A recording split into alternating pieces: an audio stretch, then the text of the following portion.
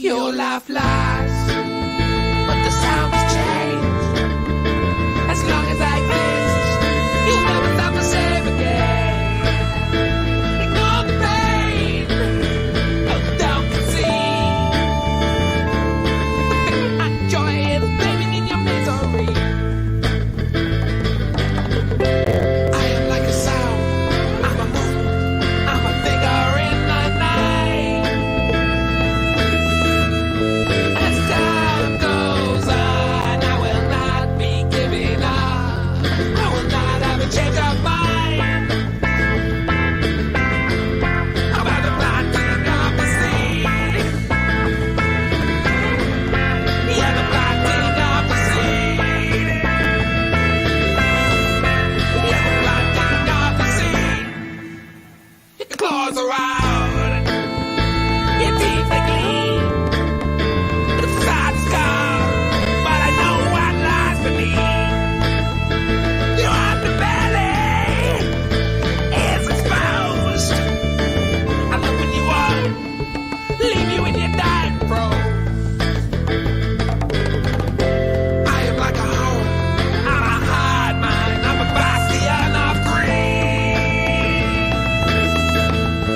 As time goes on, I will not be giving up with the planting of the seed. Yeah, the planting of the seed. Yeah, the planting of the seed. Yeah, the planting of the seed. Yeah.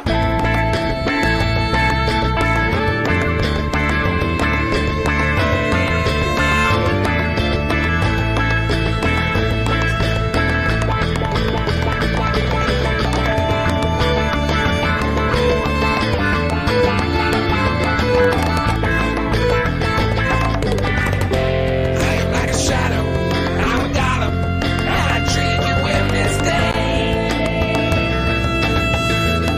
As time goes on, I will not be giving up. You're chosen by me. Yeah, yeah. I am like a sound, I'm a movement, I'm a figure in the night. As time goes on, I will not be giving up. I will not have a change of mind. I am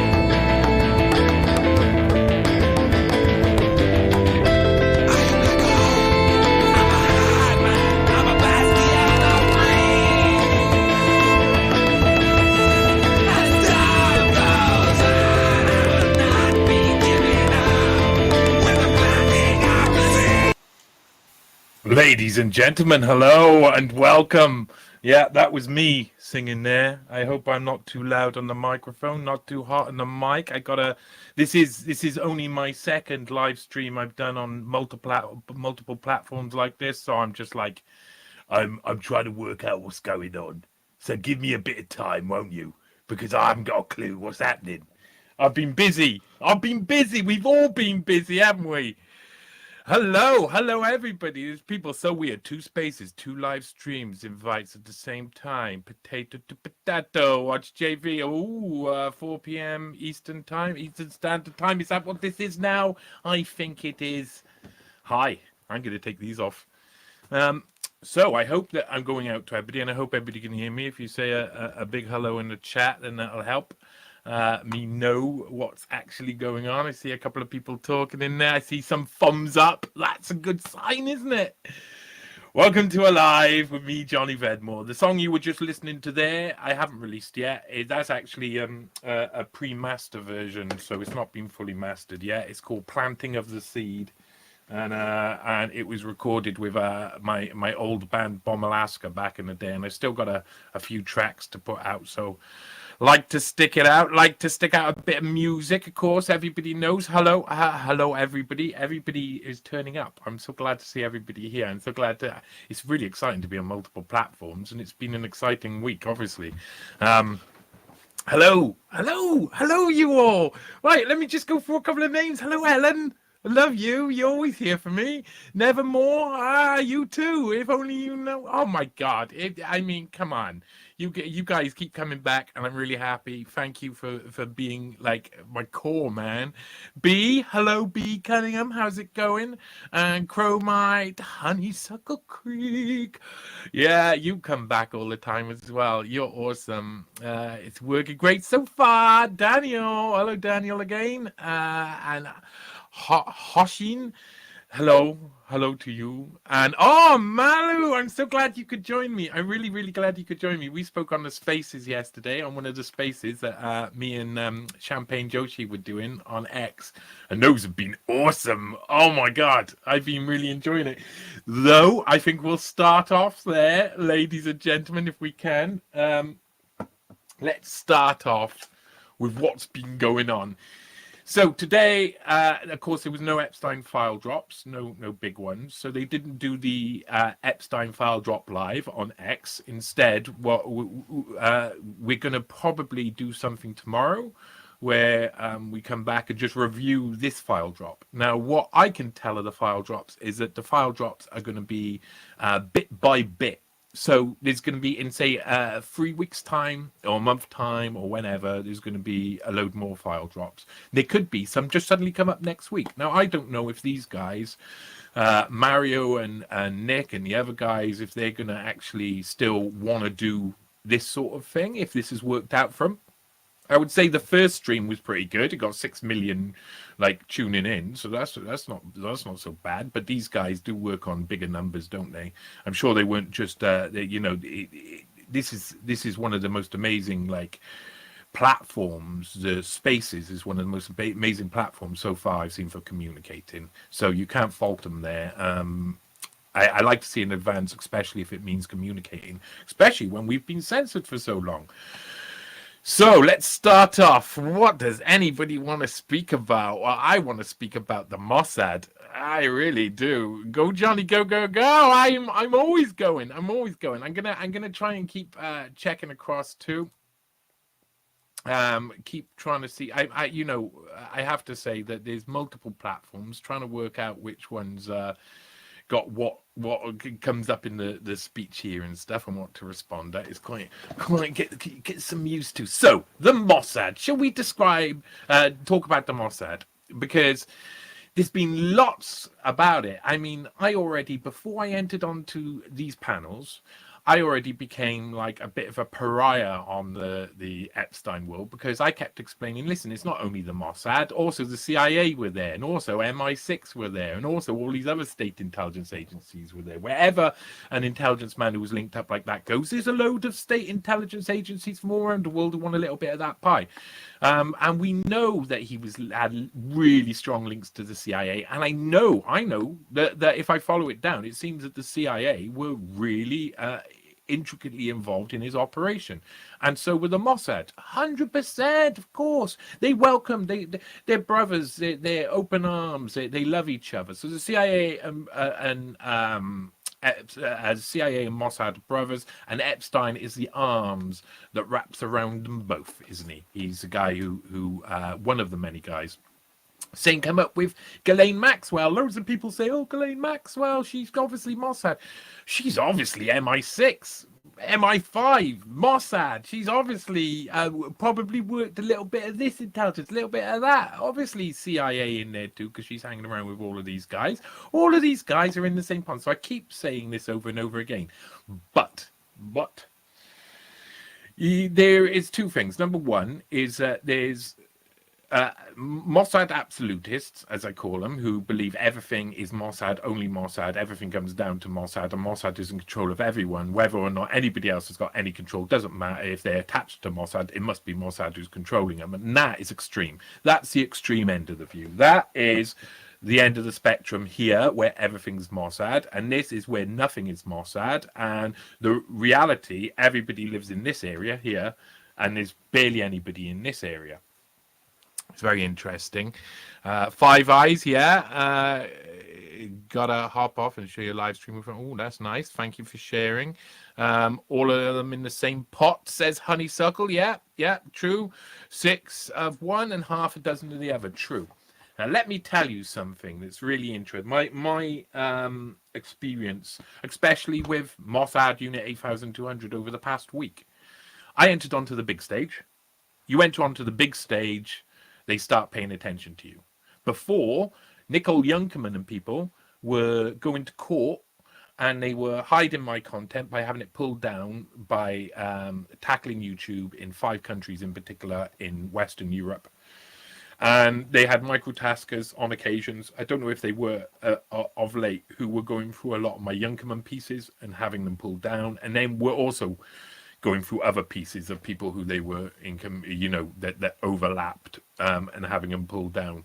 Now, when I wrote about the Youngkerman meetings in One Nation Under Blackmail, I wrote that section in One Nation Under Blackmail. When I wrote that, it was obvious that it was obvious that there was going to have to be a sea change at that point, because Nicole Youngkerman was outed in print in a book. That's much harder for her to cover up and hide, isn't it? So that was one step of that journey. I knew it would go away. Now it's completely changed. They're not, but the Youngkerman videos that are up, touch wood though, they're still up, but normally they'd be pulled down within a couple of days of going up. You ask anybody, ask people like Jason Bamas, Tony Gosling, and others, they've had the videos pulled down within a couple of weeks, sometimes days, sometimes even quicker, if they got Nicole Youngkerman. They've stayed up. And now I have Unit 8200 people following me around in these spaces and coming in. And I'm in an awkward situation. So I should say this to all of you. I'm in an awkward situation because I am pretty heavily trained in recognizing intelligence agency fuckery. I understand when they do something wrong or when they're doing something naughty, how to explain it to people. But most people don't. So I've had different interactions in the spaces where I know the guys or the ladies, Unit 8200, by different things. But if I try to explain it to people, I haven't had time to put everything together to be able to explain it easily. So it means that I'm on the hop. And often it's like one guy came in the room, one guy came in a space I was in a pro-Palestinian space, and he came in and he wasn't interested. He was interested in, I kept noticing, interrupt whenever we got to certain subjects about the Mossad. He was interrupting and cutting in, and the host didn't really notice that. And I had been asked by a guy, it goes under the handle Truth Teller, into that room, and there was another woman in that room. But the main host, he was being told to put me on so that I can have a conversation. But I think he was a bit ego, so he took a little bit of a thing to it, and he kept putting this guy on who was disrupting. And this guy, his message was literally, "No, Johnny, Nicole Youngkerman, I know Ehud Barak, and I know Pinchas Bukras. They're my friends. No, Carbine 911, they've not done anything wrong. They're not a very big company. They can't." That is Unit 8200. You could hear he had a smile on his face as he was doing it. And if you're in a room full of people in a space and you say you're friends with Ehud Barak and Pinchas Bukras, that space should erupt. That space should erupt with, especially if it's a Palestinian space, being like, what are they like then? Who are they? What do you know? If you're friends with them, how are you friends with them? How do you know them? How did you meet them? But no, everybody gets panicked because in these spaces, they're scared of offending people. And a lot of people are kind of scared of saying something and then being sued.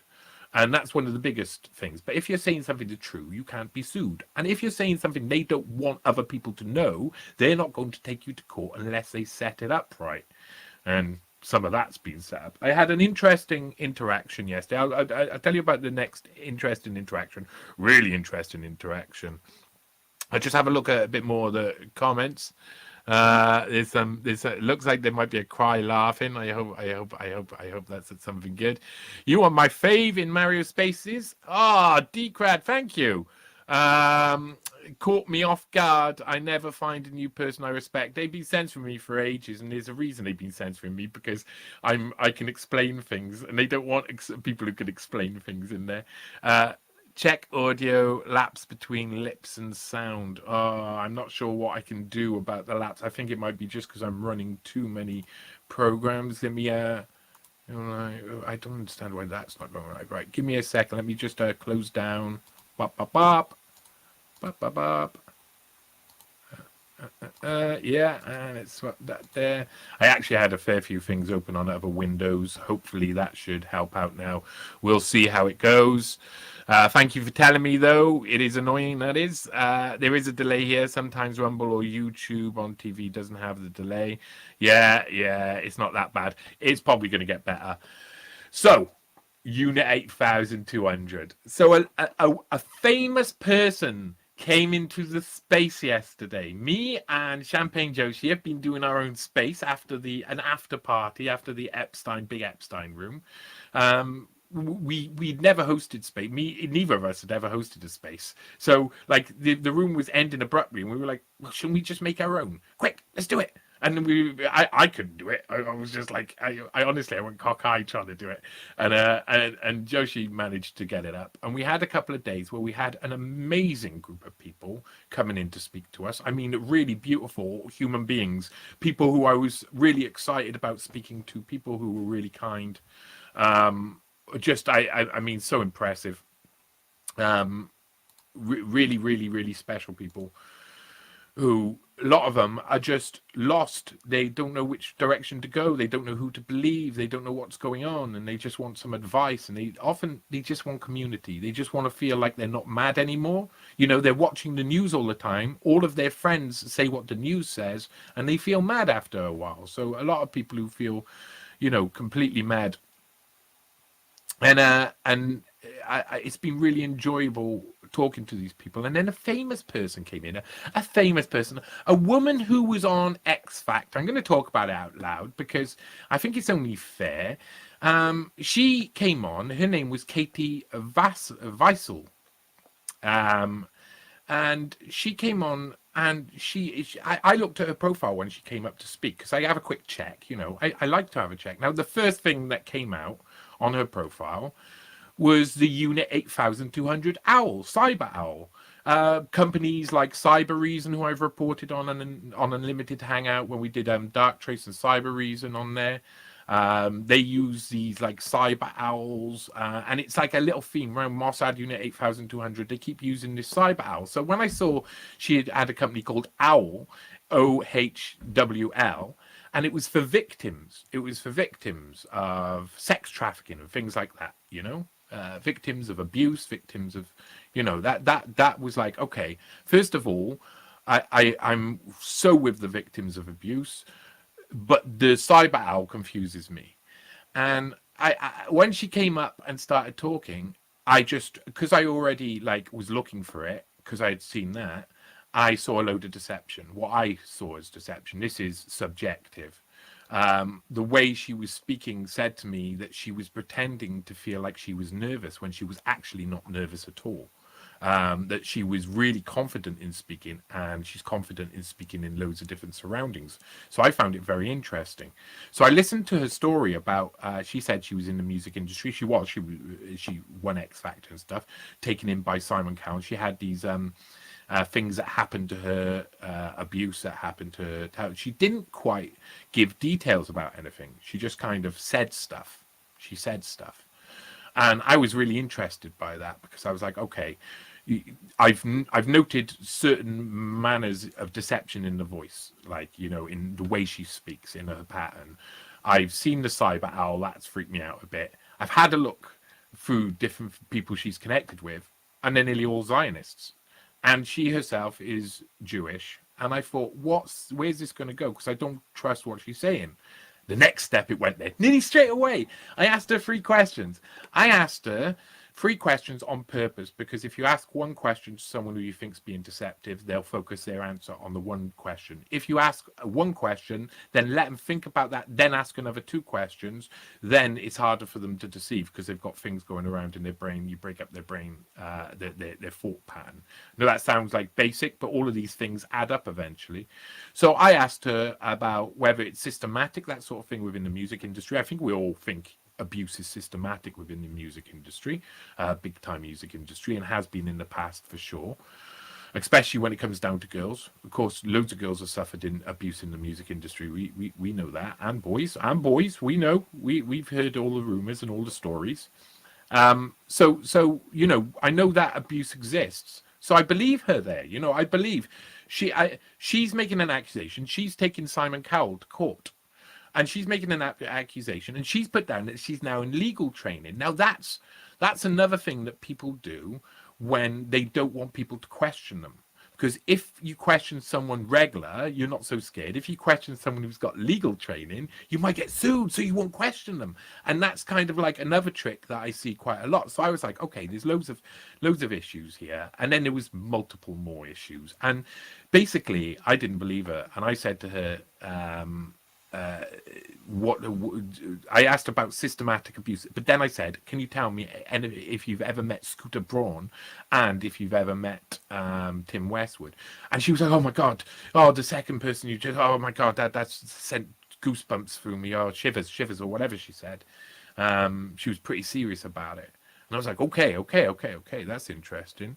Kay Vessel, yeah. So I said, you know, I listened to her story, and I know Scooter Braun is suspicious as hell.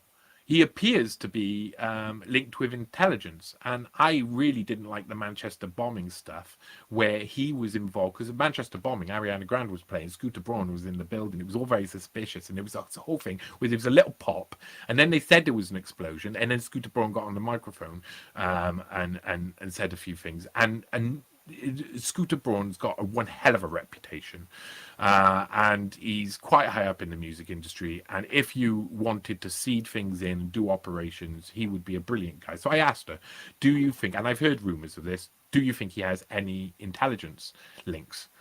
And she took the opportunity to say that not only he didn't have intelligence links, and now listen to this, think about this, but that Epstein was not at all linked with the Mossad and was not intelligence at all. That Jeffrey Epstein, she went on to link the two instantly to say, you know, and my response in front of everybody, which I did get a little bite back from saying this, because she's come with a story of virtue, a victim story. This is something that I see a lot. And I always say, well, I'm not going to automatically believe people, because then I would be sucked into loads of stupid situations. So I take each accusation individually. And when I looked at the deception and a couple of other things, it made me go, I'm not sure about this. And when she said that, I said to her, well, there's only one set of people who actually say that, or I said something along those lines. There's only one set of people who say Jeffrey Epstein is not the Mossad, and that's because they work for the Mossad or Unit 8200. That's because they're on that side and they're disinformation. So you're coming and you must be the 0.0. I messaged her outside. We had a backwards and forwards. I said you must be the 0.0001% of people in the world who don't think that he's intelligence. So that's really surprising, and it came out of the blue. She just brought it out of the blue. So we had a little backwards and forwards, and then I was told off by one of the speakers for haranguing her, however it was put, a bit. But I realized, okay, I went away and looked afterwards, had a quick scan round. Company just looks like a complete front. I can't see anything it's doing. She's the only person on the books. It's really just, I didn't trust it at all. A lot of the people she's hanging around with seem to be Zionist. And I noticed one thing. She's cares about trafficking, she cares about abuse, she cares about victims of serious offenses, and she's Jewish, yet she's not in the whole time she's been on Twitter, she's never mentioned Gaza, Palestine, or Israel. And due to the current situation, I found that really peculiar. So I thought, that looks like kryptonite to me. I'm going to ask her, and I bet you I won't get an answer. So I asked her behind the scenes, we went backwards and forwards, and I asked her three main questions. Like what's your view on Gaza and Palestine? Well, two main questions. What's your view on Gaza and Palestine? Kind of those were chopped up into two questions.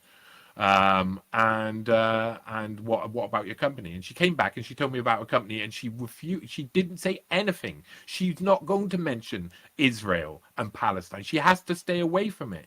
So if anybody wants to ask Katie Weissel about what she thinks about Gaza and Palestine, I think that's very important, because I think and I described it to her, I said, you are a blank sheet of paper that has been presented to me.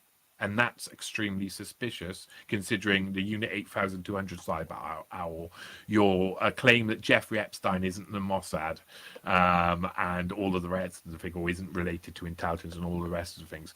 So I found that really interesting, and that's the type of thing that comes in Spaces. Now that's because, and we're talking about the Mossad, that's because the name of the game has changed, and I think a lot of these people are coming to check out what's going on, or have been put onto me by their officers, because I'm speaking out about all of this stuff and I'm becoming trouble for them. That's the most likely answer. So I want you to all be aware when we go into Spaces, when we go into lives, when we go into these things, keep your ears open, keep your eyes out.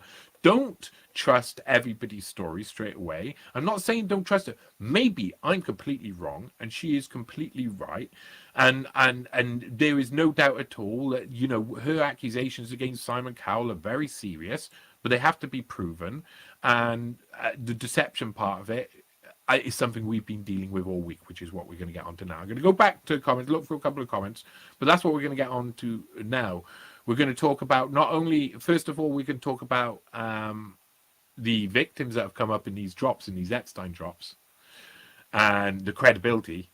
And then we're going to go on to the rest of the drop and maybe what it is like as an op. So yes, okay, what we got? People talking about Katie, of course. I think her name's Katie. I've forgotten now, because I'm talking so much. Great to hear you again, mate, says Michael Brennan. Oh, he was awesome. He came on the big room as well. You got? Did you come on? Was it the big room or was it one of the smaller? You come on one of the Spaces, and you gave your 5 pence worth, Michael, and it was awesome to hear a Scouse accent. Always worried to say Scouse. He might be from the Wirral or something, so he's from up near Liverpool way. Nice to hear an accent. JV, can I send out Spaces invite to your followers when you host, please? Yeah, of course. Oh, can you send out Spaces invites to your followers? I didn't know. Do I have to do it individually? I don't know these things. Ellen, tell me, do I have to do it individually, or is there a funny button? Because I don't, loads of this Spaces, XSpaces things, it doesn't seem to work well for me. She's annoying, says Tamsin. Oh, yes, she is. Tamsin, what is her name? Intuition no, says Honeysuck. Unbelievably so. I've got such intuition with this. I'm not saying that I'm right every time, because I'm likely, but her, it was like 100%. Her kryptonite is asking her about Israel and Palestine. So if she's in Spaces, someone should go and find out what her because 100% she is fully on the side of Israel, passionate about it, and yet she doesn't say anything. And at the same time, she goes around saying Jeffrey Epstein isn't the Mossad. Oh, there's a little sign there that they, and I told her they employ people within your industry, former singers and etc., to do this work. So that's what it looks like to me. I was very honest to her. I am very honest to most of these guys. Fuck, half, 3/4 aren't really victims, says Ellen. This is something we're finding out, and this is what we talk about, credibility. I know who she is. That's Eliza Siep, a.k.a. Eliza Cutts, Eliza Mortland. Kay Vassal. Eliza Mortland is a so-called victim. She was X Factor American Idol. Oh, hello. Her father's a congressman and she's done rap video. Okay, this could be two different people. I know, I've heard, but I know Eliza Morland, Siep. They talk about that in one of my other groups where I got some friends sitting around. That's an interesting one. Maybe they're the same people. Oh, the other thing about Katie Vassal. Her grandmother was the oldest prostitute alive. Now that I wanted to bring up in the space, but I didn't know how to. well, she's not alive anymore, I don't think. But when she was 84, she went on TV because she's been an escort for all of her life, including when she was old. And she was recorded, and she's down on Wikipedia as the oldest prostitute alive. If you go and look at Katie Vassal's Wikipedia page, you might see that. You'll also, if you look at Katie Vassal's tweets, find out that she edits her own Wikipedia page, of course illegal, and has been banned from editing her own Wikipedia page, which means that if you can find the account she got banned from editing under and look around that time, you'll probably find loads of stuff, probably links to Israel, just get a feeling. Eliza Morflin, so-called victim, yeah. Next time, JV, call her Eliza, unless she has a UK accent. She does. She has a London accent. Thompson, is she American or British? She has a British London accent with Israeli twang. 100% Israeli twang in there. I know it quite well. I talk with loads of different people, and that's what I thought when she first started talking. And in further investigation, that's continued to be my read of her. Mate, I almost turned it off when she said that. I know. He is not talking about Eliza. Yeah, I'm talking about Kate, but Eliza's the same sort of character. Listen, there's loads of them. There's loads of these characters all around the place who are like, this is my name. I'm a victim of sex crime, blah, blah, blah. And the majority of victims of sex crimes hide their name, don't tell you what's going on, because it would, they're scared of these big people. If only UK, this person has the same exact background. Yeah, well, Wonder, you need to work with Ian and do a dig on her. She's definitely got skeletons. Yeah, could be wrong. I reckon people should start asking her what she thinks of Gaza and Israel until they get an answer. Eliza doesn't have a British accent. No. Thank you for explaining the why of your perspective. That's really interesting and valuable. Adrian. Hello, Adrian Parker. How are you?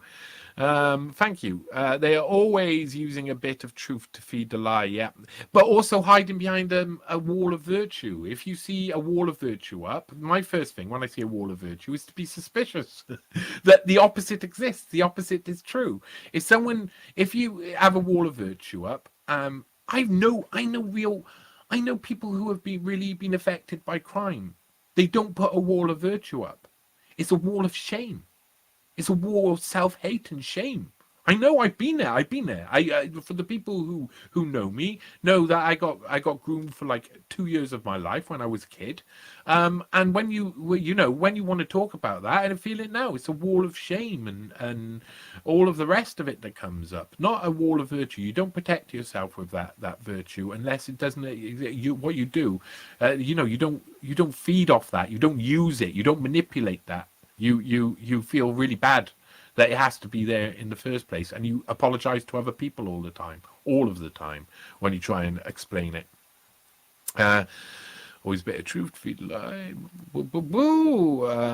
That's something to be proud of. Oldest prostitute alive, I know, isn't it? Isn't it amazing? Watch out for that Israeli twang. They do. I don't care so much about the names of the pedos, but I would like to understand the foreign intelligence links and how the corruption all works. Yes. And that's and that's why you know about the names of all the pedos.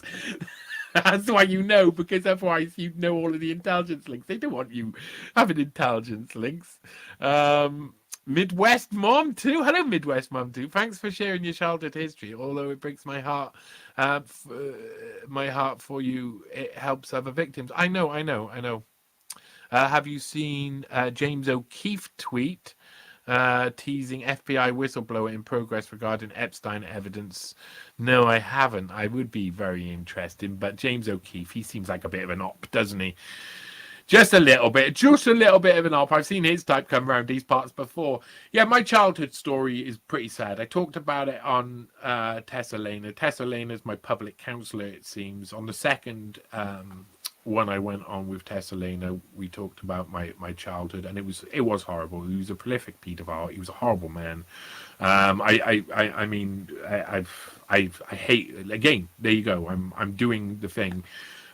He sat in my house for 2 years and told me he was going to rape me when I was like 9, 10. and you know, when I finally told my parents, when I finally told, when he kept coming around, when I finally told I knew that eventually I was going to get raped. I knew it.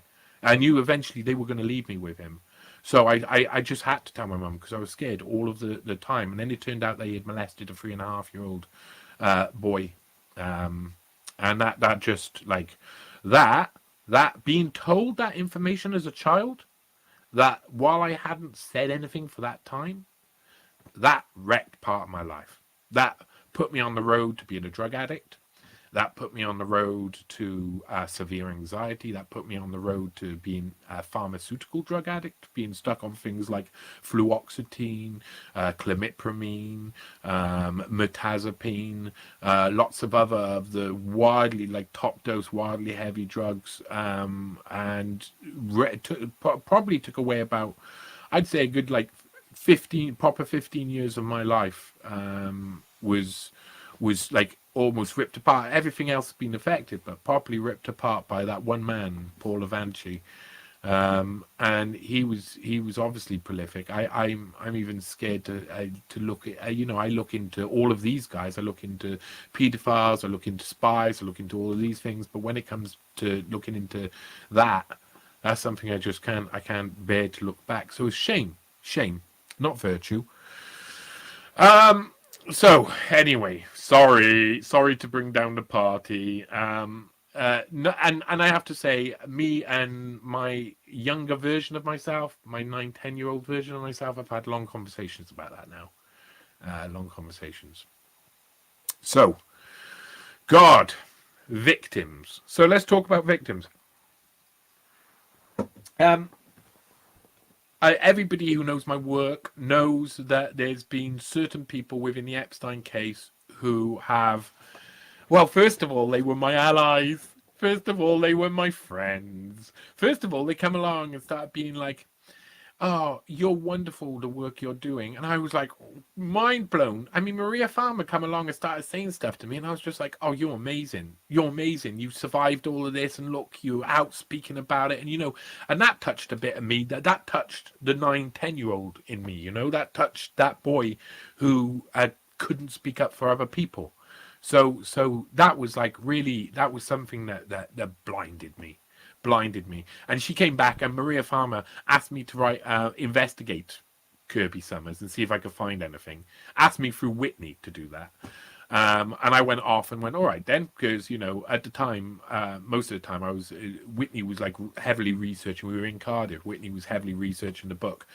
Me and my best friend were basically bringing up Whitney's daughter at that point. So I was just like, I wrote 2 articles in the whole time we were in Cardiff, because, and barely did anything else because me and my buddy were looking after Whitney's daughter all the time, but while she was working hard and pregnant with my son. So I was like, okay, I'll get to go and have a look and see what's going on with Kirby Summers. And I discovered a load of things, Clinton links, Hurricane Katrina fund, that I don't know if any Hurricane Katrina victims actually got the money from that fund. Yeah, it was one of the biggest at the start and was backed by the Clintons themselves. She had turned in circles. There's a lot before she doesn't want to talk about and she won't want to talk about. And, you know, big links. She was in New York realty scene during the time Epstein and others were property developers in realty in America. So Kirby Summers obviously had lots of links. And then there was the raccoon hating and a few other things. And the fact that she admitted on her blog, so she explained on the blog, that she was never, because she was claimed to be, have been kept as a sex slave and abused by Ira Rickless, who is a very rich man, also connected with Epstein and Wexner through different businesses, not very closely. And she had said that she had been abused and raped and kept as a literal sex slave.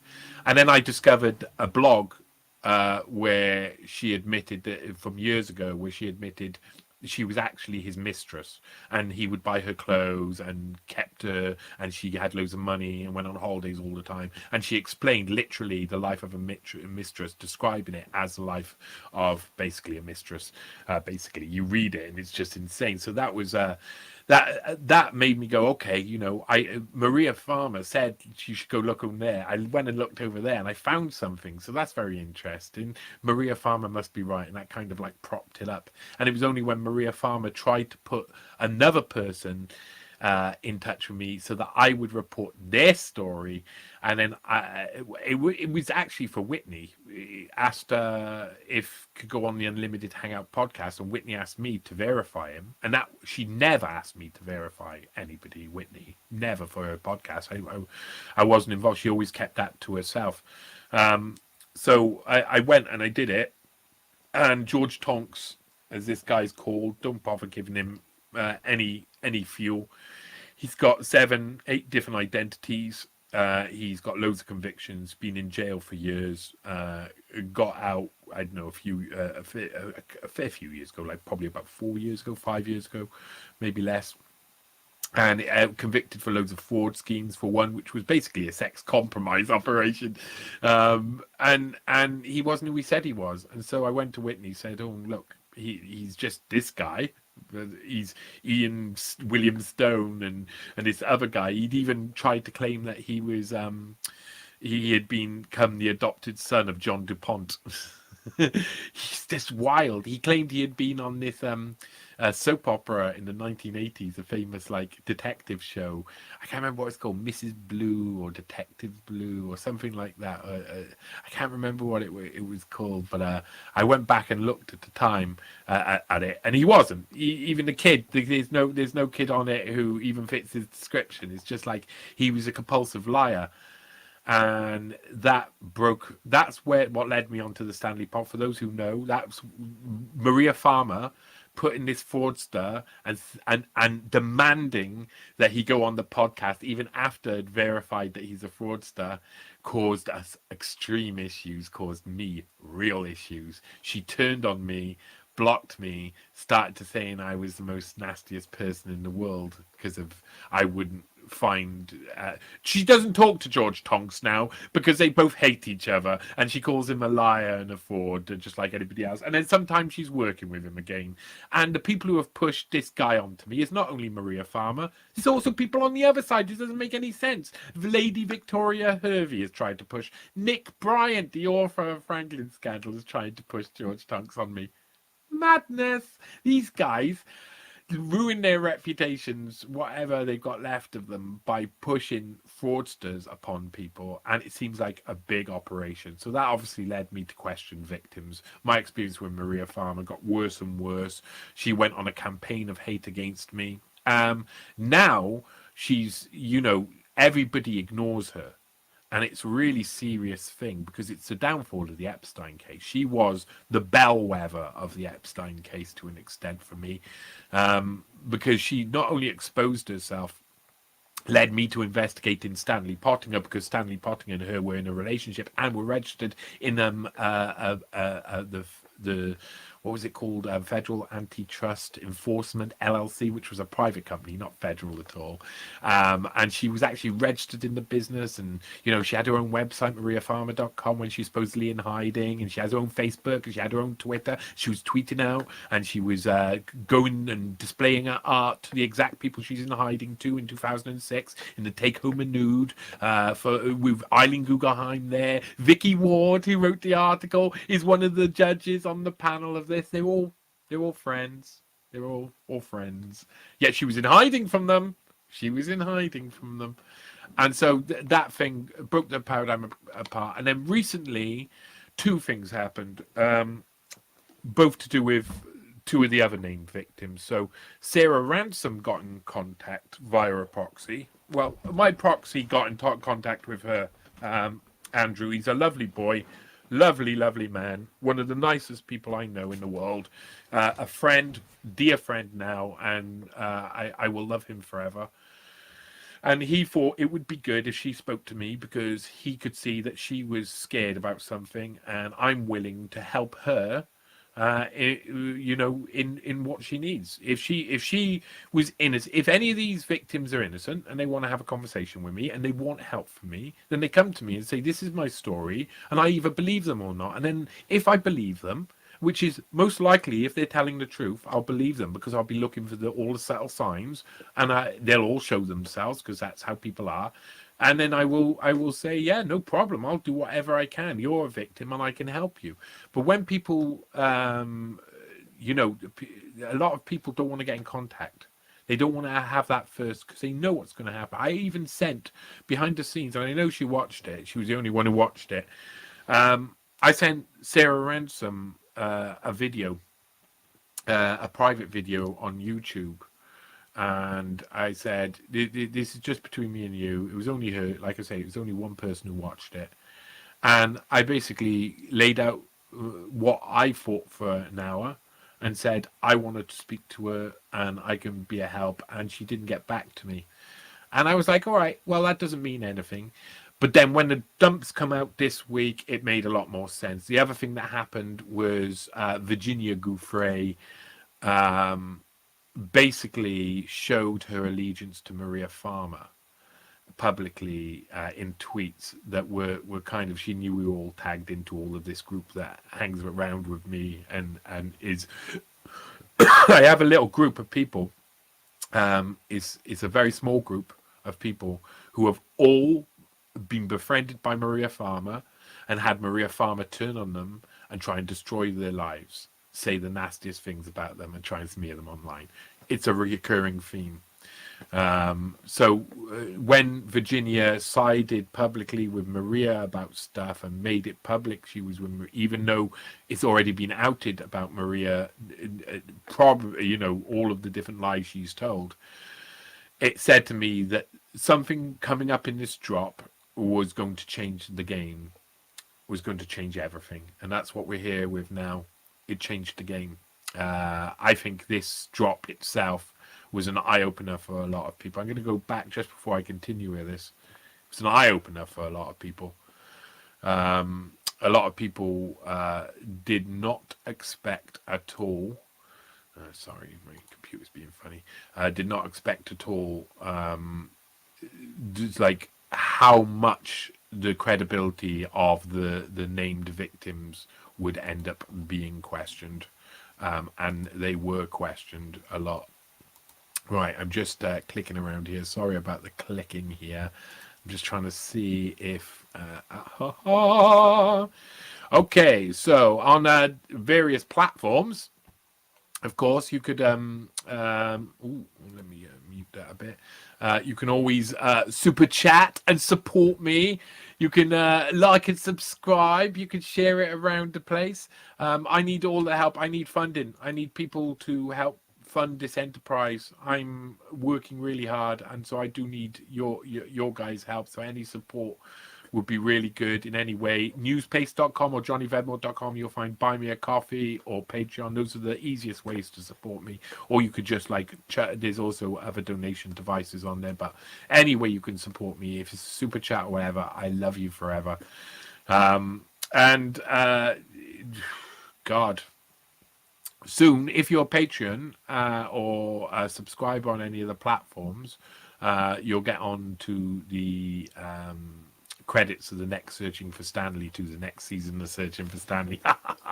Right, okay, wait. Before I go to the next stage, let me just have a little look and see what's being said here. Thank you for sharing your childhood. Oh, we were around there. Right, okay, so Gufram Ahmed, hello. Hi.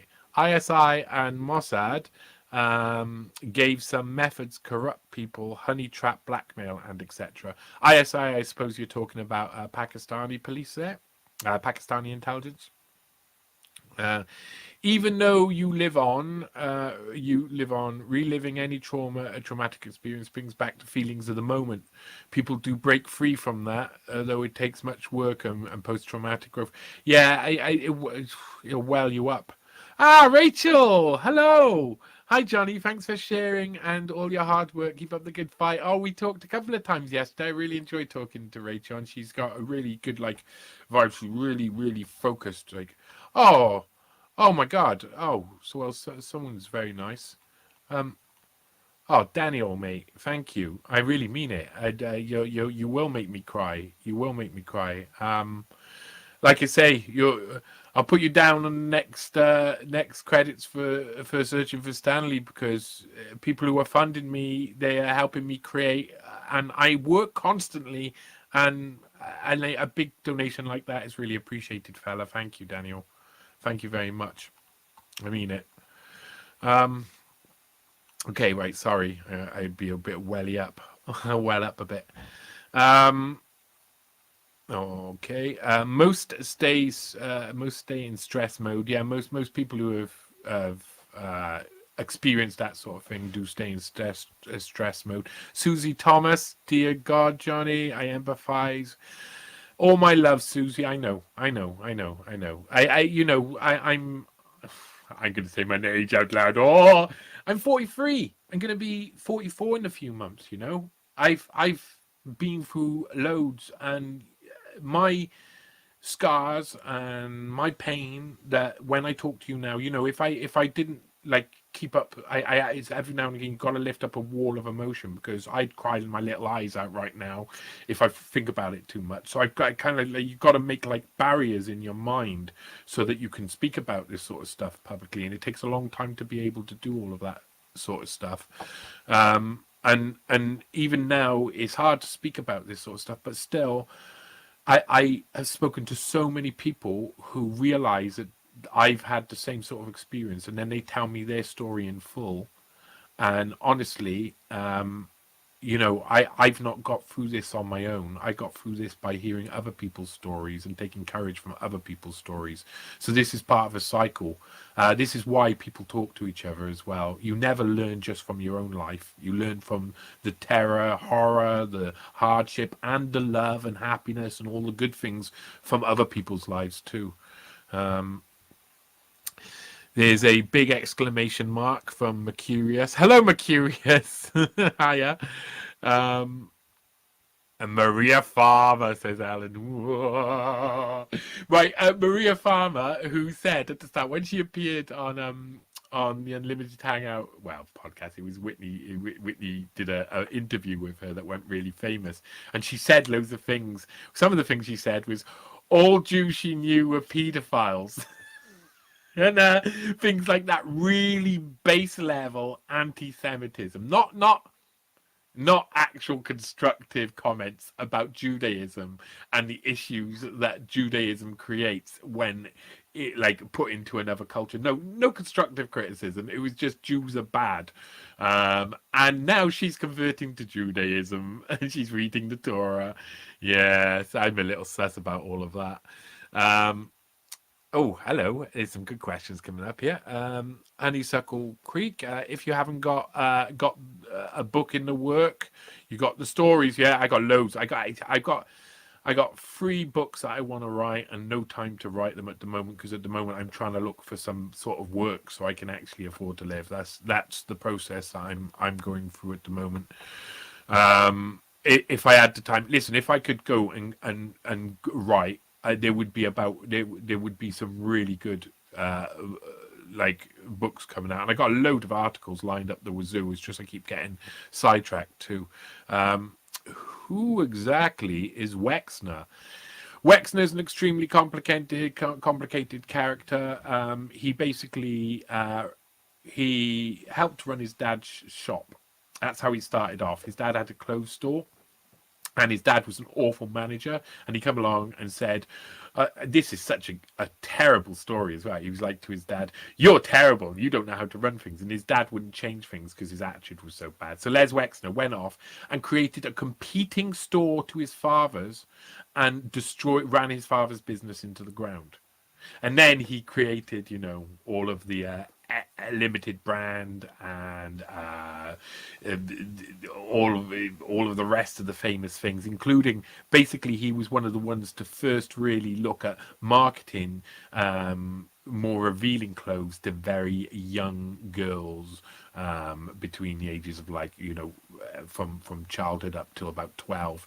Really provocative clothes were then supplied by his brand, and he was also working within Jewish groups in America for pro-Israeli purposes, and eventually came into the New York scene in about 86, 87, where he's welcomed in, and that's probably the time where he's really working with Jeffrey Epstein the most, and that's roughly when Jeffrey Epstein starts to get funding from more Mossad style backing, including Les Wexner. But Les Wexner could be funding Epstein so that everybody thinks he's the Mossad, and that they can say that while he does other things.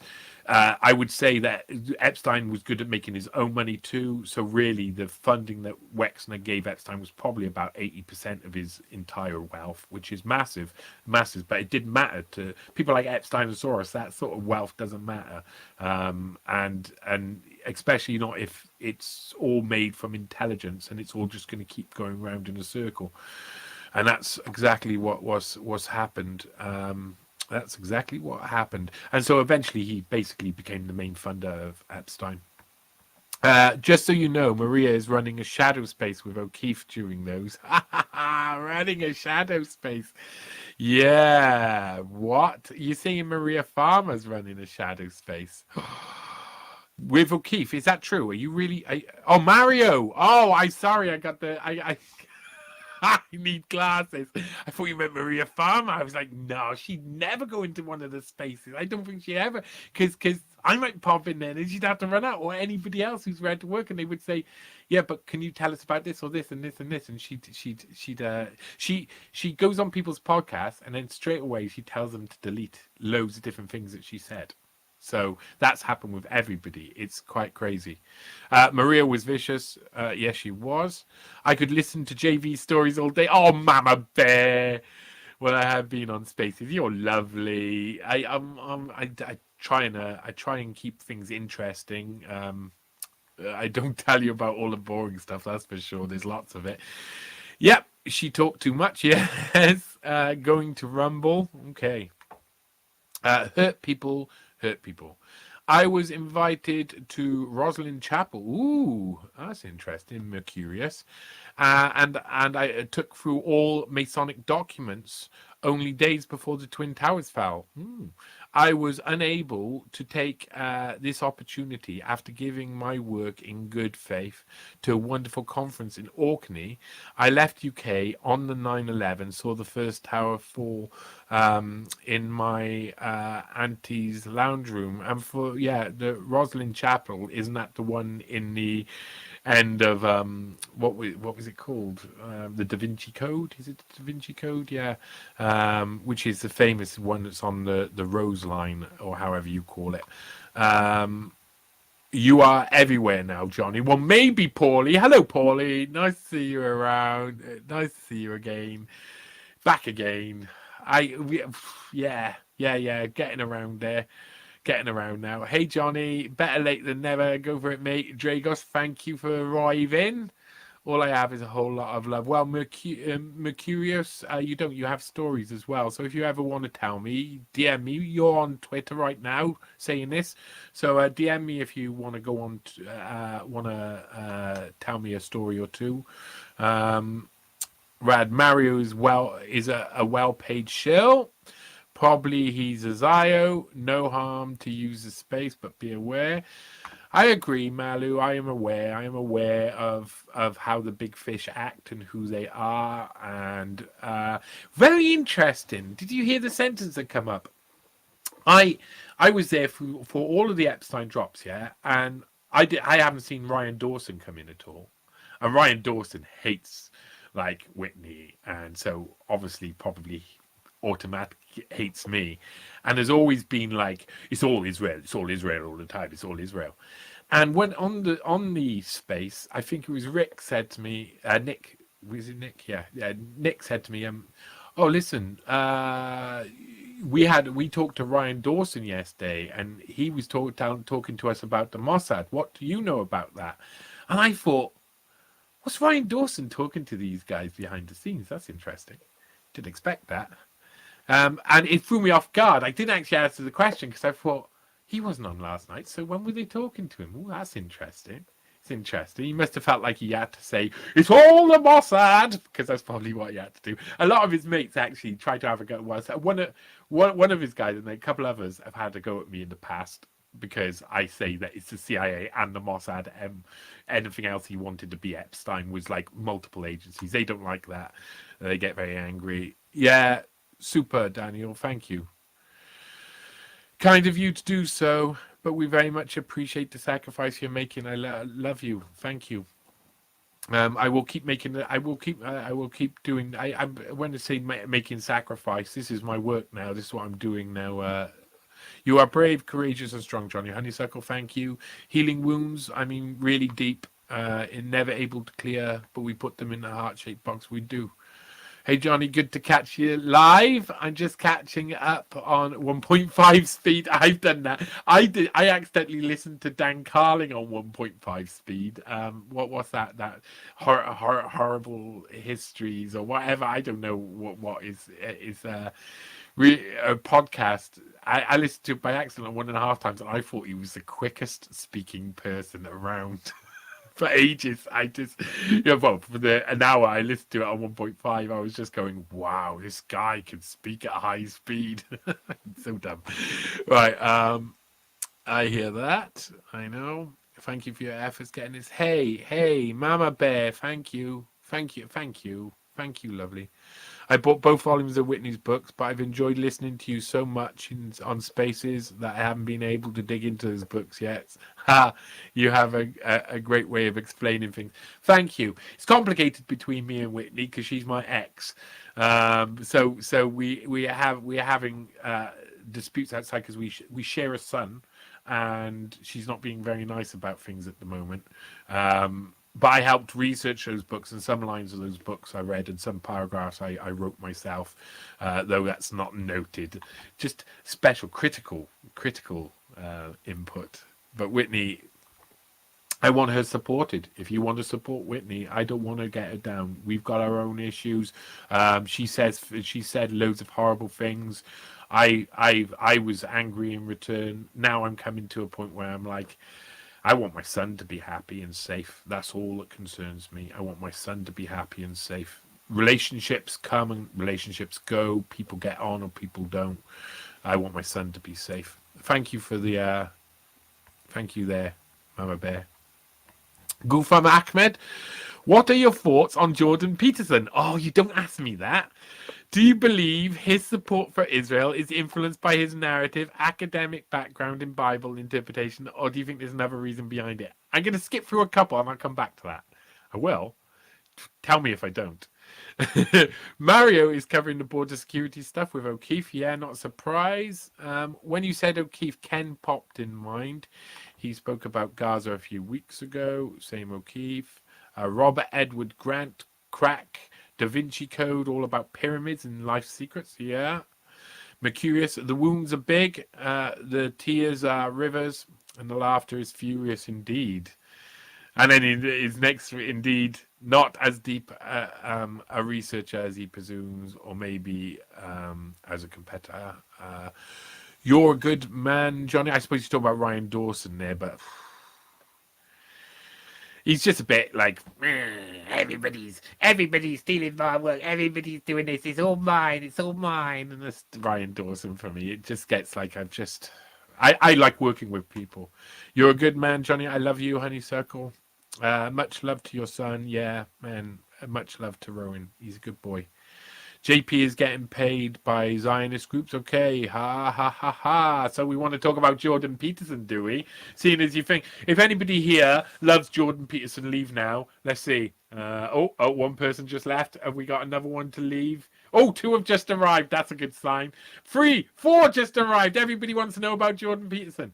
I'll start off by saying Jordan Peterson follows me on Twitter. He only follows about 2,000 people. I'm one of the people he follows. That's bizarre. I haven't been able to work it out why he's following me, but he's following me.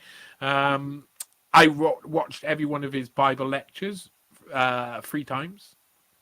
I watched all of his lectures on Solzhenitsyn, on psychology, on everything that I could watch about Jordan B. Peterson. I read 10 Rules for Life, and I was doing all of that because I found Jordan Peterson weirdly on the other side of the fence to me, and I wanted to explore that side of the fence, including the intellectual dark web. Brett Weinstein, Eric Weinstein, Ben Shapiro, Joe Rogan to an extent, Dave Rubin, some of those people. And I found out that Eric Weinstein was an extremely dodgy guy. From Investigator knows Eric Weinstein's interesting. Used to work for the UN, doesn't mention that, and was heavily involved in Epstein's Edge while it was 100% funded by Epstein. And he says, like, Eric Weinstein says, I met him once in a room, but I don't know anything about him. Yeah, so I thought he was suspicious. And it's like, that's such an Eric Weinstein thing to say, because Eric Weinstein met him a fair few times, no doubt about it, and it would have been at Edge, and it would have been about science stuff.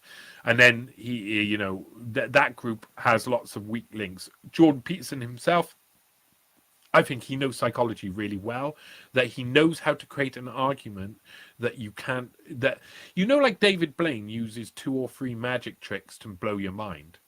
You're not only seeing him make a coin disappear, but he's actually using a couple others to make it appear in your pocket or something along those lines, and things like this, you know, sleight of hand and other things. But there's loads of other tricks.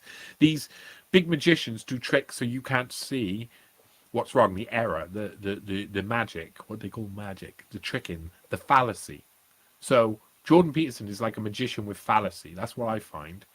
He's very good at making an argument that sounds solid, that everybody can say, yeah, that sounds completely true.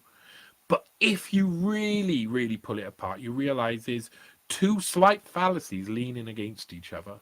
There's just a little bit, just a little bit of a noticeable falsehood mixed in with a supposition or something along those lines. And he knows psychology really well, so he knows what people look for. And I would think it's not. I think he's good at doing that. He's good at working out who and what to describe to people to get them to believe what he's said. Now, I think overall, I think he's positive, and I don't think that's because he's probably, yeah, he seems like pro-Israel and all of that. Loads of people are. Not, you know, for me, I'm not interested in that, and don't think that following some of his work means you have to follow him down that road.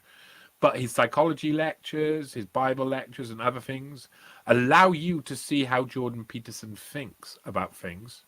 And then now the later stage Jordan Peterson, because when he disappeared for that period and just before, he started to change certain things quite dramatically about himself.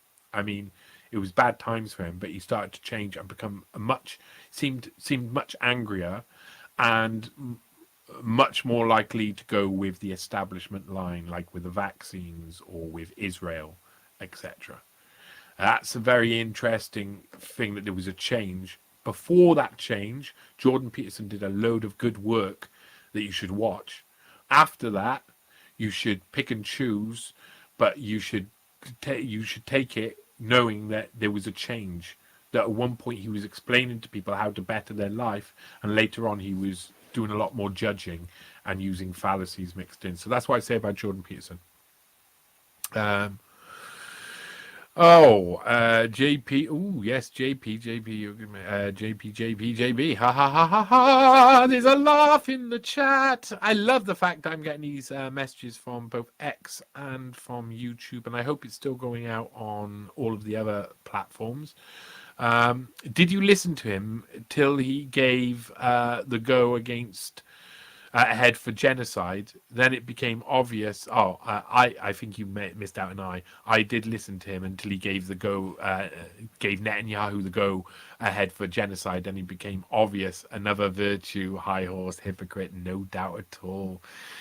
Johnny's a wonderful. I'm about as wonderful as the actions that I manifest, isn't it? But thank you. Yes, and Darren Brown, dark. Yeah, Darren Brown's an interesting one. I'll read all his work. Read 10 Rules for. I've read all of it. Read 10 Rules for Life is one hell of a boring book, though. I mean, I thought it was going to be a life-changing experience by what it had been sold to me. But by the time I got to it, I'd listened to Jordan Peterson so much, I was like, well, this is like you giving your like baby talk to people rather than proper talk. Sorry, that sounded baby talk. Oh, that's so good. I can just Jordan Peterson. Ooh. Sorry about that. Yeah, okay. They think the shadow of the Nomen is the shadow of the psyche. A mistaken presumption made by Jung. There's a lot of mistaken presumptions. 12 rules for life. Yeah, 10 rules for life. I know it's in there. Read it ages ago. And it was like this. Oh, this is just... It just isn't as good as the Bible lectures. I want to go back and watch the Bible lectures again. I'm not a religious person, but... Yeah, 12. Shout it at me, Chauncey. Shout it. Agreed. He is using his following to push on an agenda. But don't we all? I'm pushing on an agenda. My agenda may be a little bit more like I like to say it's truth.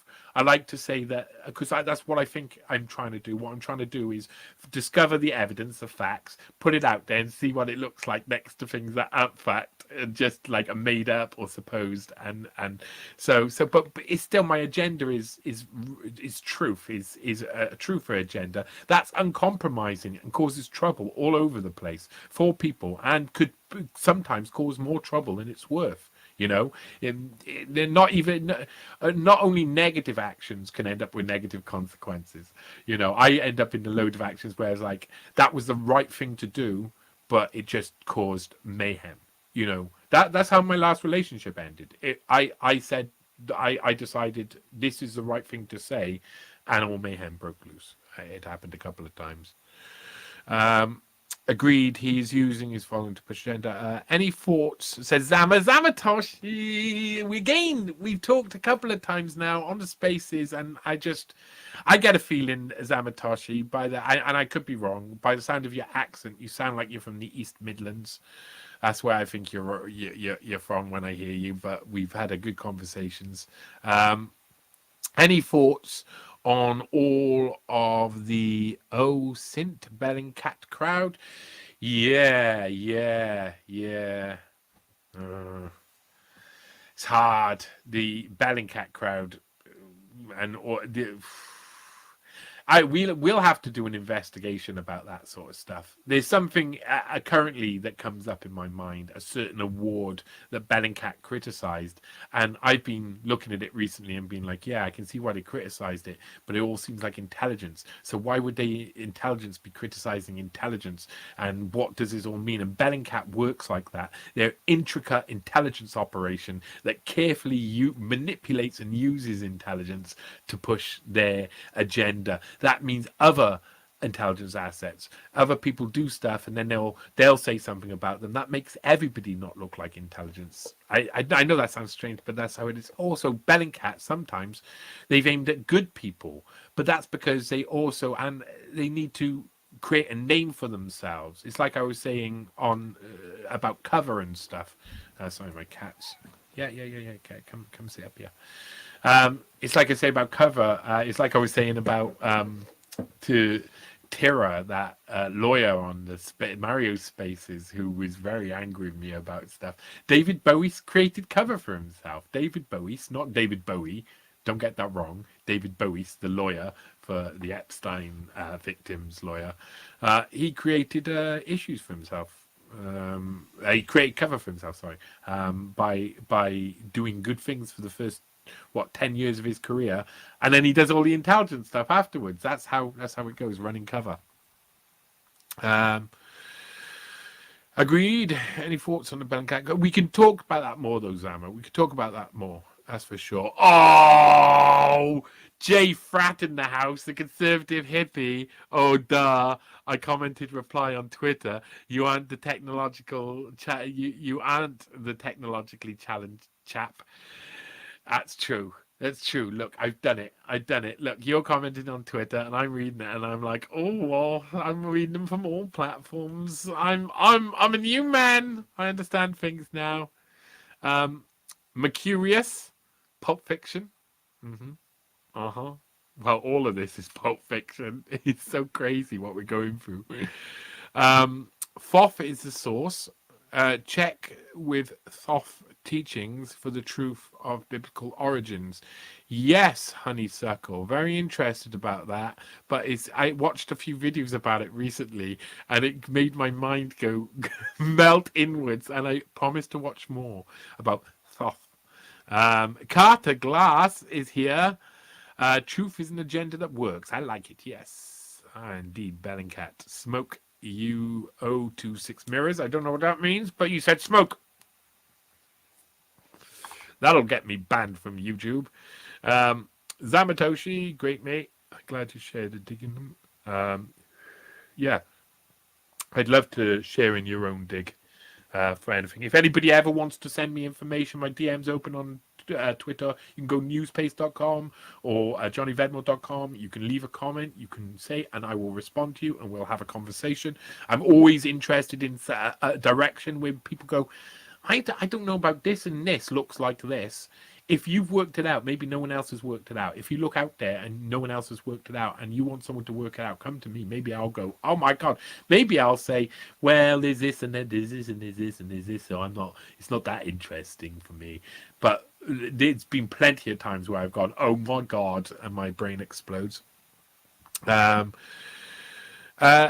And then talk about the white helmets and the bullshit that went down in Duma. Well, hello. Well, Mercurius. I would then have to talk about the Bellingcat thing, wouldn't I?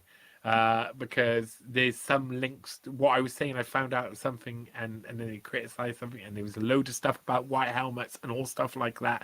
But when I looked into it, Syria is a hellhole, a cesspit on all sides. Let's say this, all sides.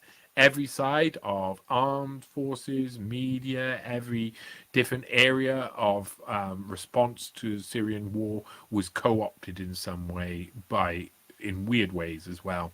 A lot of people who were commenting on that on all sides, I am suspicious of, you can say. That's all I'll say. Yeah, good work, you John. Oh, look! How the ads come up? Ha ha! Yeah, great work. I love it. We should get together. Have a chat sometime. If you want me to come on your thing.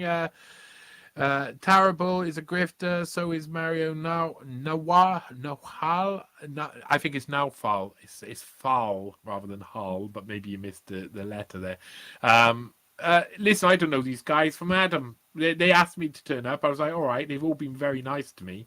It's pretty clear that I'm not necessarily. It's pretty clear that it doesn't make any sense. Because I'm not on the same side as them, am I? Right. Tell you something.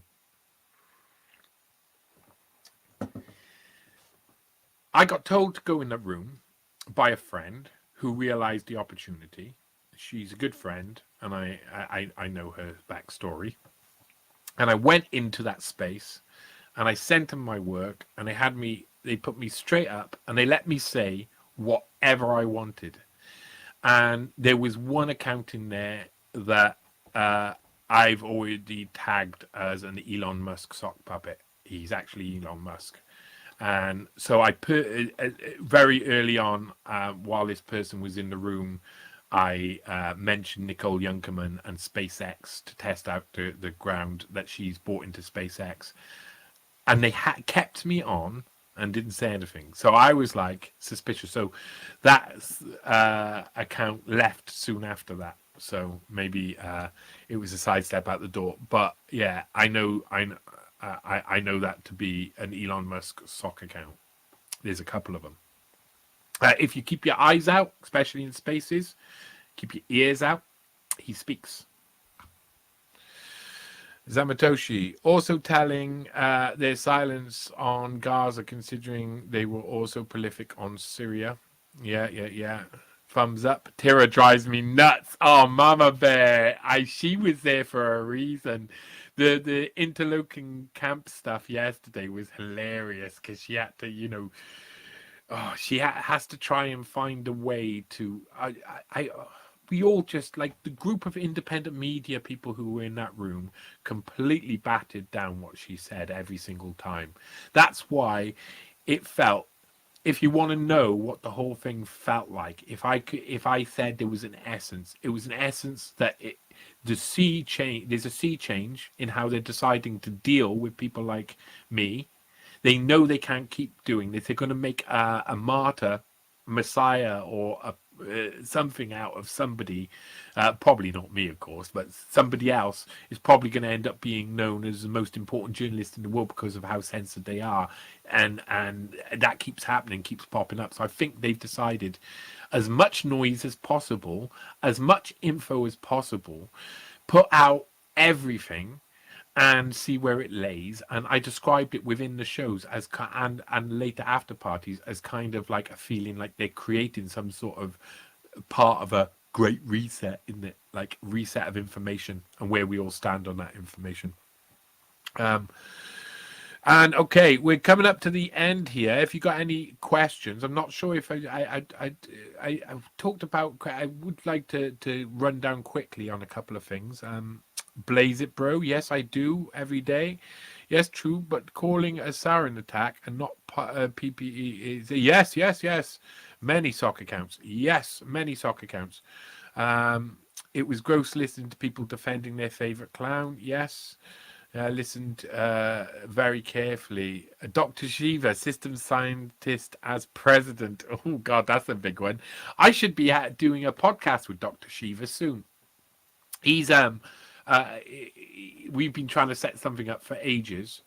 We keep crossing paths, and RFK stuff. When RFK started to expose himself, because I already knew, I already know there's loads more coming about RFK Jr.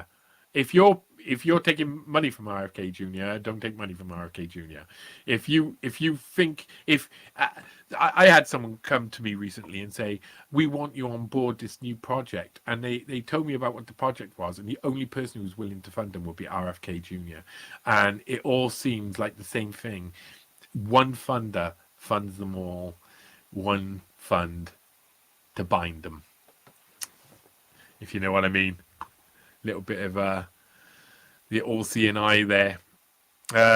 More about RFK Jr. He seemed legit. Yeah, you want more about RFK Jr.? Yeah, he did seem legit. I had personal issues. For those who know about my breakup, my breakup happened partly because for loads of different reasons. But one of the last ones was we argued for about a week and a half about RFK Jr. I wanted to write a series of articles about him because I discovered a load of things, including when I was researching for One Nation Under Blackmail. And every time I did, Whitney stopped me because, you know, she does work for CHD and conduits of RFK Jr. Like, even though she's very good, Catherine Austin Fitz is very good in Solari Report, they're still in bed with the same people, funded by the same people. They all lead back to the Democratic Party. She was in the Democrat Party as well.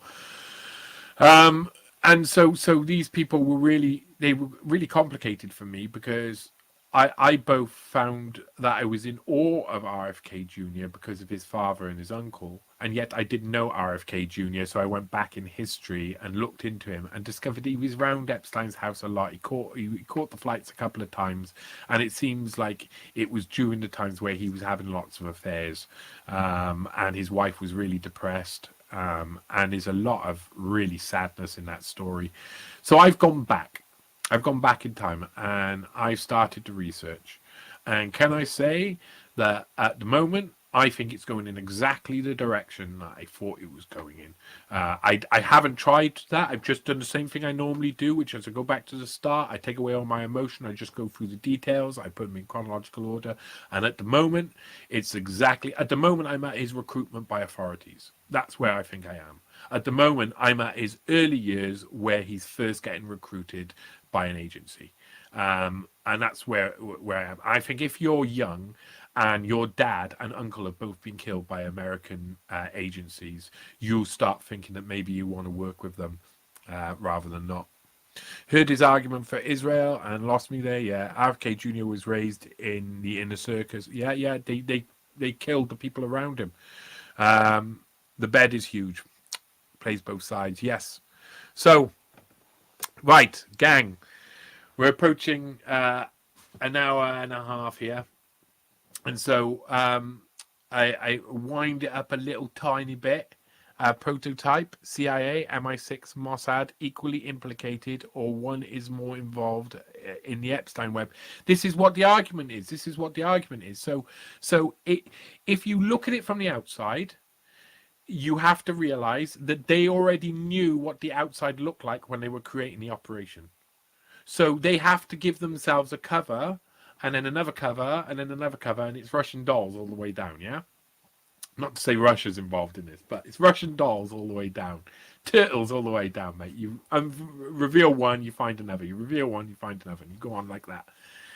And so the cover that I think they were running was that they had already worked out Operation Condor was a good fit for multipolar operations, that they could work together, CIA, MI6, Israel and stuff. They can work together on loads of different fronts.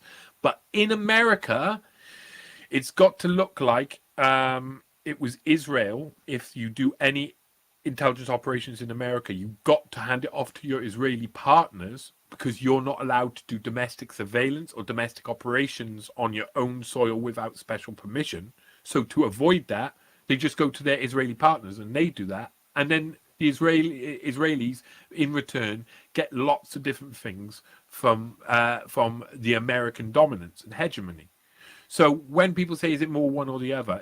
It's a union, and that union has like possibly part written contracts, unwritten contracts, but nuance to it. And so I'd say that Epstein, he's born in America. I say, you know, he's basically educated by the CIA, run through CIA programs, looks like he's running the East Coast as an interlocutor for the CIA, but he's obviously heavily funded by Mossad. He's working constantly with members of the Mossad. He's obviously, this is why I think he's an interlocutor. He's a person who helps these agencies work together. And so that keeps coming up.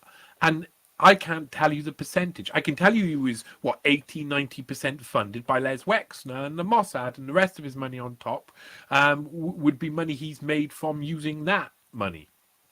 That he's links with the Maxwells means that he has links with MI6, he has links with Mossad, and he has also links with the CIA, because when they first met, Robert Maxwell was being entered into the New York clique, and he'd already been helping out loads of different intelligence agencies all around the world, and of course spreading software and stuff that would be used by intelligence agencies as well. We all know that they're all in the bed together. So how much, what's the percentage? Well, okay, so he's 80-90% funded by the Mossad. Is that because CIA want him to look like he's funded by the Mossad? Can you answer that to me? No one can answer that, because it is probably an unfalsifiable question. You can have an answer to it.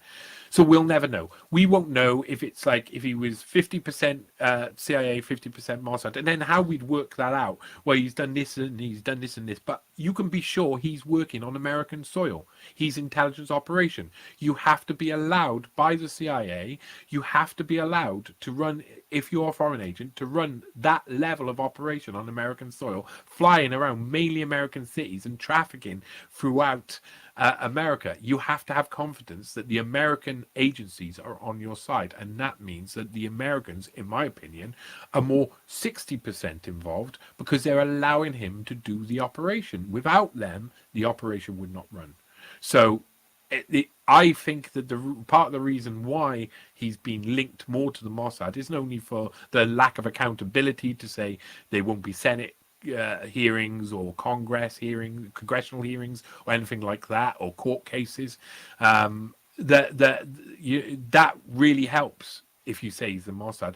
But saying that he's both means that you should be able to hold him to accountable in both areas, in Israel, and hold him his actions accountable, and the intelligence agencies accountable in America too, for allowing this to happen. And that's not happening at the moment. And that's the main thing. That's the main reason. And it's so confusing. So I know that nobody knows. I know that from my research that nobody really knows. But I also know that some people tell you they know for sure, 100% he's all Mossad. And those people are always going to be wrong. They also part right, what, 50, 60% right? But the nuance is how, if you see a situation for really what it is, you can find more evidence from that. And you take further paths and you discover more and you discover more links. And all you do is discover that this is a big grey blob of people. Oh, wow. Oh, there's been a few. Yeah, I answered that one. There's been Cat Williams. Was unloading some secrets the other day. If anyone wants some insider info, well, Dub Gasum, who thank you as well. Prototype, thank you for that. That was a really good question. Really needs to be reiterated. Dub, DM me or send me a message. Tell me who Cat Williams is. I have no idea who she is. And I live in Wales, where everybody's called Davis, Jones, or Williams. So Cat Williams is like every second or third neighbor. Carter Glass, multiple hangouts. Yes, you are a sweet soul, Johnny. Oh, all the best to you.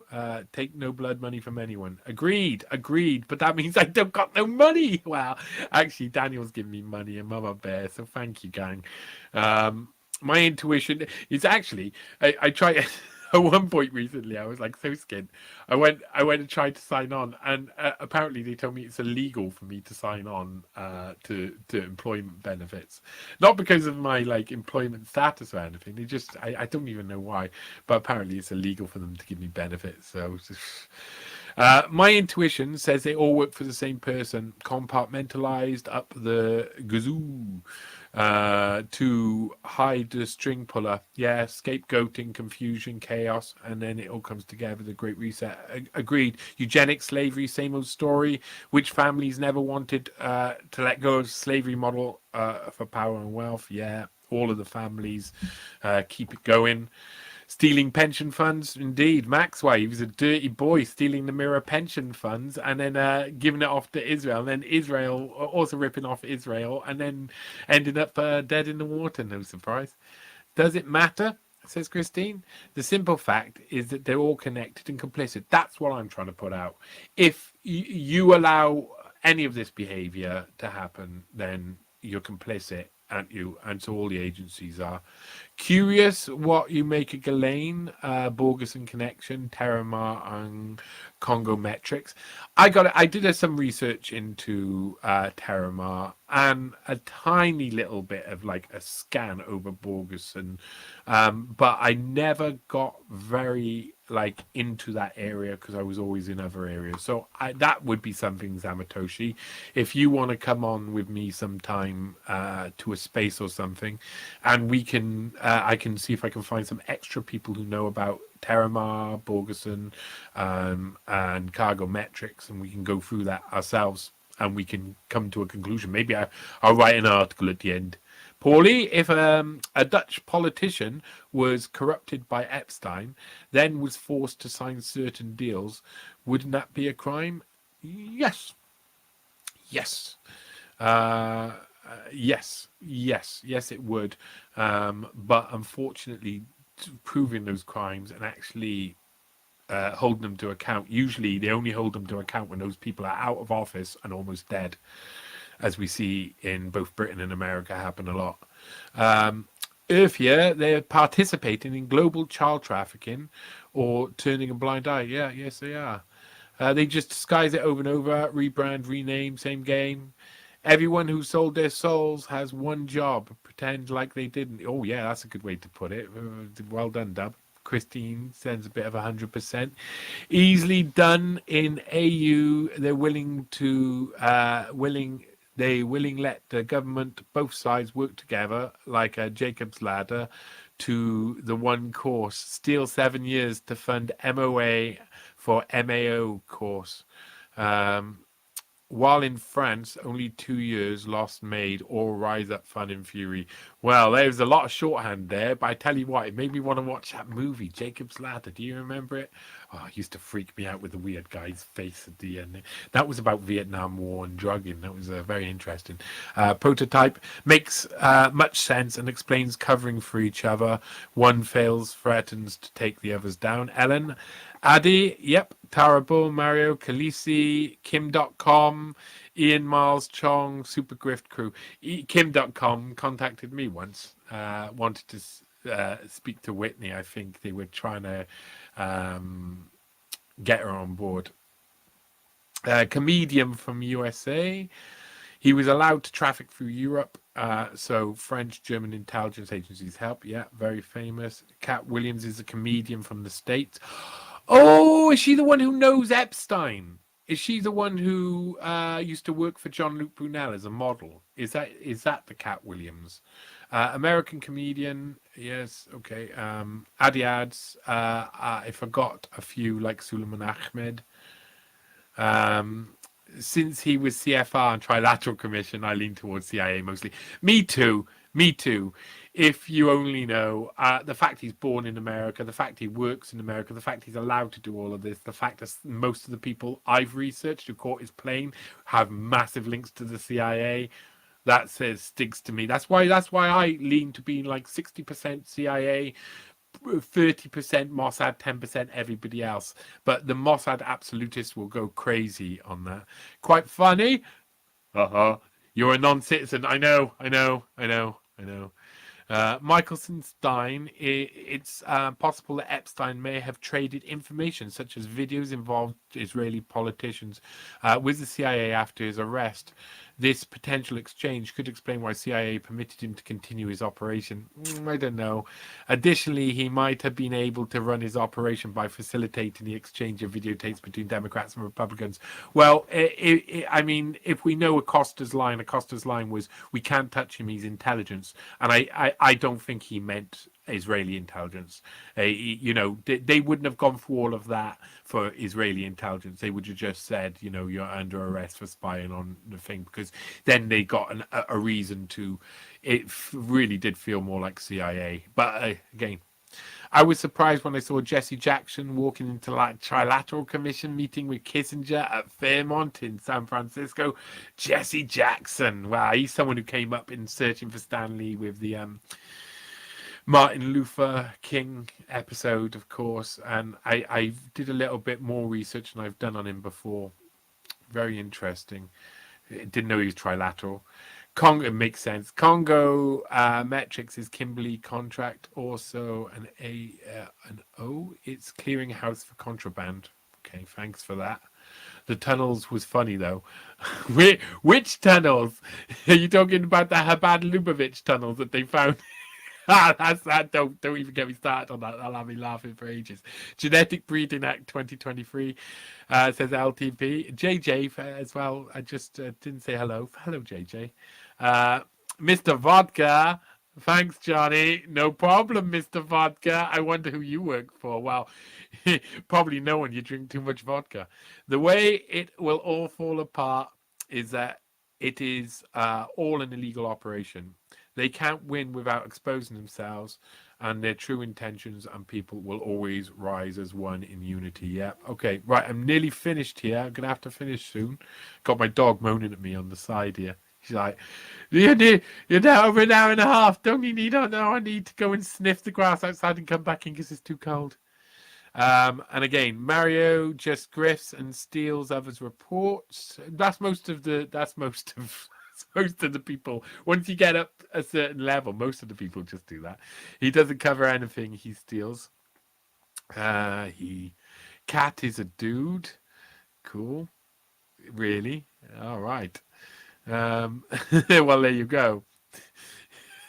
I definitely don't know Cat Williams, but there is that. I don't know what her name is. The lady who does the jokes about working for Jean-Luc Brunel and meeting Epstein. She's interesting as well. Different person I have to watch later, getting a good laugh. Cat Williams is a dude. Cat Williams is an African-American comedian.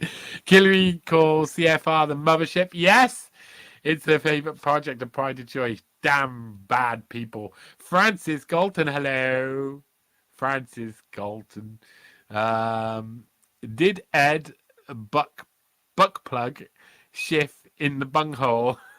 I suppose did Ed butt plug Schiff in the bunghole? I'm not sure. I'm not sure what all that means, but yes, I would say probably. Thank you for your time, Johnny. Hey, Christine, thank you for being there. Thank you for all the people who are joining me. It's been a good episode. Talking with people and communicating like this. Plagiarism en masse, yes. I think Johnny may mean Kate Blanchett. No, I don't mean Kate Blanchett, but I why not? Let's throw it in. What a cunt.